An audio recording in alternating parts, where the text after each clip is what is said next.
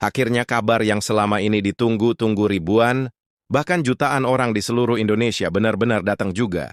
Bukan hoax, bukan wacana, bukan janji nol. Dana pesangon dan dana pensiun resmi mulai dicairkan. Minggu ini buat kamu yang selama ini bertanya-tanya, kapan sih cairnya? Saya termasuk penerima gaya? Atau bahkan sudah hampir putus asa karena kabar simpang siur yang beredar di grup WhatsApp. Sekarang saatnya kamu simak baik-baik di video ini. Kita akan bahas secara tuntas dan jelas. Siapa saja yang berhak menerima dana pesangon dan dana pensiun? Kali ini dari instansi mana saja penerima itu berasal? Kapan tepatnya dana itu mulai ditransfer ke rekening? Dan bagaimana cara mengecek? Apakah kamu termasuk dalam daftar penerima tersebut? Kita tahu banyak dari kamu yang sudah mengabdi puluhan tahun. Baik sebagai PNS, ASN, ataupun karyawan BUMN, dan sekarang sudah waktunya untuk menerima hak kamu. Tapi yang bikin bingung, info resminya seringkali terlambat, nggak jelas atau bahkan sulit diakses. Banyak juga yang sudah bolak-balik ke bank, ke kantor instansi tapi tetap belum dapat kejelasan. Nah itulah kenapa video ini penting. Karena kami sudah merangkum dari berbagai sumber, resmi dan terpercaya, dan yang akan kita jabarkan dengan bahasa yang gampang, dimengerti bukan bahasa teknis yang bikin bingung. Ini bukan hanya soal uang pesangon, tapi soal hak kamu yang harus dibayarkan setelah masa kerja, panjang yang penuh pengorbanan, dan buat kamu yang belum tahu, tahun ini pencairan dana dilakukan dengan sistem digital disbursement, alias langsung masuk ke rekening kamu tanpa perlu datang atau antri ke kantor, tapi ada N3 dan tertentu yang perlu kamu penuhi. Dan disinilah banyak orang yang sering kelewat info penting. Jangan sampai kamu jadi salah satu yang telah terima dana hanya karena kurang info, jadi pastikan kamu tonton video ini sampai akhir. Karena di bagian selanjutnya, kita akan tampilkan daftar lengkap penerima. Tahap pertama termasuk nama instansi dan wilayahnya, serta link resmi pengecekan status penerima. Kalau kamu atau orang tua kamu atau bahkan tetangga kamu merasa masuk dalam kategori ini, pastikan info ini nggak berhenti di kamu. Share video ini sekarang juga karena bisa jadi hari ini saja adalah hari penting yang ditunggu-tunggu.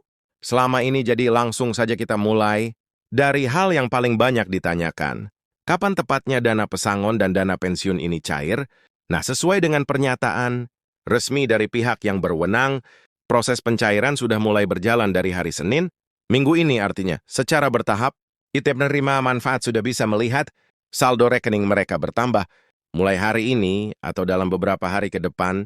Tapi ingat ya, karena proses ini dilakukan secara bertahap dan sistematis. Enggak semua orang akan langsung menerima di hari yang sama. Beberapa orang mungkin akan terima lebih dulu, sementara lainnya menyusul di hari-hari berikutnya. Hal ini sangat wajar, apalagi kalau melihat jumlah penerima yang mencapai ratusan ribu, bahkan jutaan orang di seluruh Indonesia. Proses pencairan kali ini menggunakan sistem disbursement digital, jadi dana akan langsung ditransfer ke rekening masing-masing, penerima tanpa harus datang ke kantor, tanpa harus antre panjang, dan tanpa formulir ribet, tapi tetap saja ada beberapa hal yang harus dipastikan sebelum dana benar-benar masuk. Salah satunya adalah bahwa data rekening yang kamu miliki harus benar-benar sesuai dengan data yang tercatat di sistem. Kalau misalnya ada nama yang typo, nomor rekening yang salah, atau rekening sudah tidak aktif, besar kemungkinan proses pencairan akan tertunda. Makanya penting banget buat kamu untuk mengecek ulang data kamu sekarang juga, terutama kalau kamu sudah merasa termasuk dalam daftar penerima. Sekarang siapa saja sebenarnya yang berhak menerima pencairan dana ini? Jadi dana ini diperuntukkan bagi mereka yang sudah pensiun atau telah diberhentikan secara resmi dari instansi pemerintahan, BUMN, atau lembaga negara lainnya. Termasuk juga di dalamnya adalah pegawai non-ASN yang terdaftar dalam program pensiun tertentu, serta beberapa kategori khusus seperti pegawai honorer yang sudah memenuhi syarat masa kerja. Nah, untuk tahun ini, pencairan fokus pada dua kelompok besar. Pertama adalah para pensiunan yang sudah mengurus administrasi lengkap dan lolos verifikasi. Kedua adalah mereka yang terkena pemutusan hubungan kerja atau pensiun dini karena restrukturisasi, organisasi atau efisiensi anggaran. Beberapa instansi yang sudah dipastikan mulai mencairkan dana kepada pegawainya antara lain Kementerian Keuangan, Kementerian Pendidikan dan Kebudayaan, Kementerian Kesehatan, dan sejumlah BUMN besar seperti PT, Pos Indonesia, Telkom, dan beberapa perusahaan daerah yang sebelumnya melakukan rasionalisasi pegawai untuk wilayah. Hampir semua provinsi sudah masuk tahap pencairan, tapi memang dimulai dari kota-kota besar seperti Jakarta, Surabaya, Bandung, Medan, dan Makassar. Wilayah-wilayah lain akan menyusul dalam minggu ini. Jadi kalau kamu belum menerima, itu bukan berarti kamu nggak masuk daftar, bisa jadi hanya menunggu giliran saja. Yang menarik adalah untuk pertama kalinya, pemerintah bekerja sama dengan sejumlah ban nasional dan ban daerah dalam hal penyaluran ini. Beberapa ban yang terlibat antara lain Ban Mandiri, Beri Bini BTN, serta ban pembangunan daerah seperti Ban DKI, Ban Jabar Banten, Ban Jateng, dan lainnya. Ini membuat prosesnya jadi lebih cepat dan terintegrasi, apalagi sekarang semua sistem perbankan sudah terhubung dengan data dari Badan Kepegawaian Negara dan instansi masing-masing. Jadi buat kamu yang rekeningnya terdaftar di bank-bank tersebut, kemungkinan besar kamu akan terima lebih awal, tapi tentu saja ada hal yang harus kamu pastikan dulu sebelum berharap. Dana masuk yang pertama dan paling penting adalah memastikan bahwa kamu memang termasuk dalam daftar penerima tahap ini. Nah, ini dia bagian yang bikin banyak orang bingung karena daftar ini memang tidak dipublikasikan secara terbuka one-to-one ke media sosial, melainkan melalui jalur resmi masing-masing instansi. Untuk mengetahuinya, kamu bisa cek melalui portal resmi instansi, tempat kamu pernah bekerja, atau melalui email resmi. Jika kamu pernah mengisi formulir digital pensiun sebelumnya, beberapa instansi juga mengirimkan notifikasi via SMS atau WhatsApp resmi. Tapi hati-hati ya, pastikan pesan yang kamu terima itu benar-benar dari sumber resmi. Jangan sampai ketipu, oknum atau penipuan berkedok pencairan dana pensiun. Dan ngomong-ngomong soal penipuan, sekarang memang lagi marak banget. Modus penipuan berkedok verifikasi dana pensiun, mereka biasanya akan minta data pribadi seperti NIK, nomor rekening, bahkan kode OTP yang seharusnya rahasia. Jadi sekali lagi, kalau kamu dapat pesan atau telepon yang mengatasnamakan instansi pemerintah, tapi nadanya mendesak atau minta transfer uang, dulu untuk mempercepat pencairan, bisa dipastikan itu penipuan. Ingat, pencairan dana pesangon dan pensiun tidak dipungut, biaya apapun, prosesnya gratis dan langsung masuk rekening yang terdaftar. Lalu gimana kalau kamu belum dapat info apapun sampai sekarang? Apakah itu berarti kamu tidak termasuk penerima? Belum tentu, karena banyak juga kasus di mana orang sebenarnya termasuk penerima, tapi datanya belum terupdate di sistem.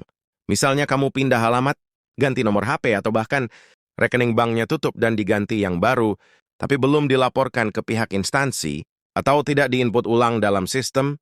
Nah, inilah pentingnya untuk melakukan konfirmasi manual. Beberapa instansi menyediakan hotline khusus untuk menanyakan status pencairan, dan kamu bisa langsung telepon atau kirim email ke bagian kepegawaian atau keuangan di instansi tempat kamu terakhir bekerja. Kalau kamu sudah merasa memenuhi syarat dan masih belum menerima dana, kamu juga bisa datang langsung ke kantor cabang bank yang bekerja sama, terutama kalau kamu punya bukti surat pensiun atau surat pemutusan hubungan kerja yang sah. Biasanya bank akan membantu mengecek apakah namamu sudah masuk sistem pencairan atau belum. Beberapa bank bahkan menyediakan layanan verifikasi langsung di counter tertentu, jadi kamu bisa datang dengan membawa KTP, buku tabungan, dan dokumen pendukung, lalu petugas akan bantu cek status pencairanmu.